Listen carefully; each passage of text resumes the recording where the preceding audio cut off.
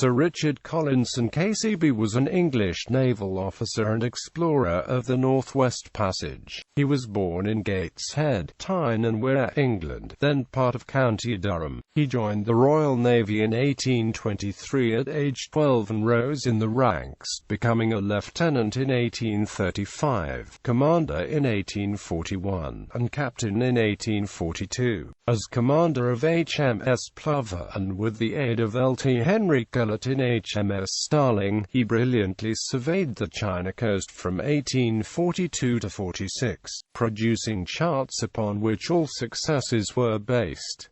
The three expeditions sent in 1848 to locate Sir John Franklin all failed. In 1850 Collinson was instructed to look for him by sailing through the Bering Strait, while Horatio Austin and others would use the normal route through the Parry Channel. He was given HMS Enterprise and was to be accompanied by Commander Robert McClure commanding HMS Investigator. They left Plymouth in January 1850.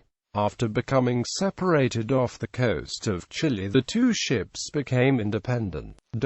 When Collinson reached the Bering Strait and learned that McClure was ahead of him, he turned back and spent the winter in Hong Kong. He returned to Bering Strait in mid-July 1851 and sailed east along the coast. On the 29th of August he was off the coast of Banks Island and saw an open strait tending northeast.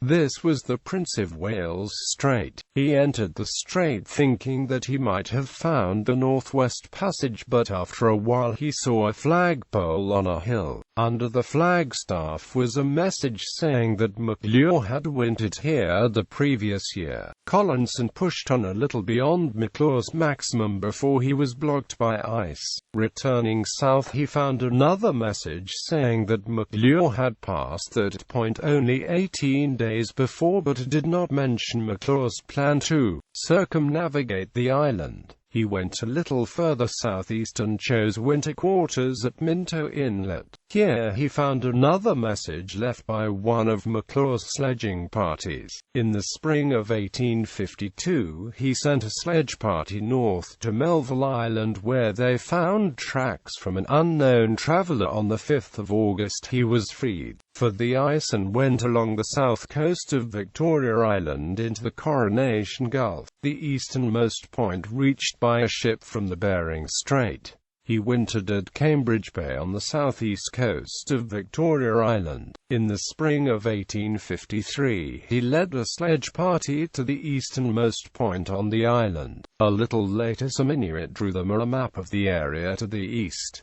On the map was a ship. If Collinson had not disregarded this, or had had a proper interpreter, he might have sent a sledge party east and found some of Franklin's men, if they were still alive. He returned through Bering Strait and around the Cape of Good Hope. At the Cape he learned of Ray's report that Franklin had been lost just to the east of where he had turned back. Collinson's reputation is lower than it perhaps should be. The problems of that McClure was always the first, his constant quarrels with his officers and bad luck. Roald Amundsen praised him for navigating a large ship through waters that were difficult for Amundsen's small ship. His account of the voyage was published 6 years after his death by his brother, Marge.